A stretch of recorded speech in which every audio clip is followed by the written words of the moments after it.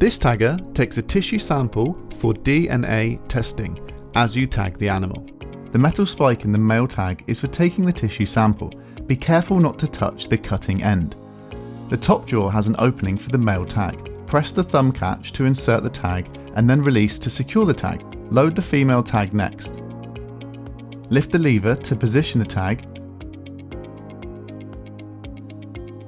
The best place for a tag is in the centre of the ear between the two ribs.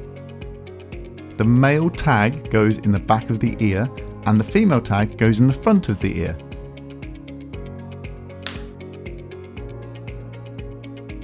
The metal spike and tissue sample is left in the tagger. Take the vial out of the blister pack. There is a small amount of liquid preservative in it. Place the vial in the bottom jaw and carefully close the applicator.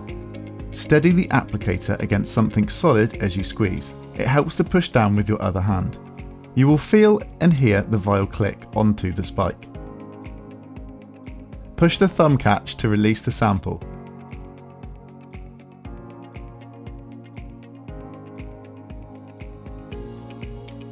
The sample is ready to submit to the lab.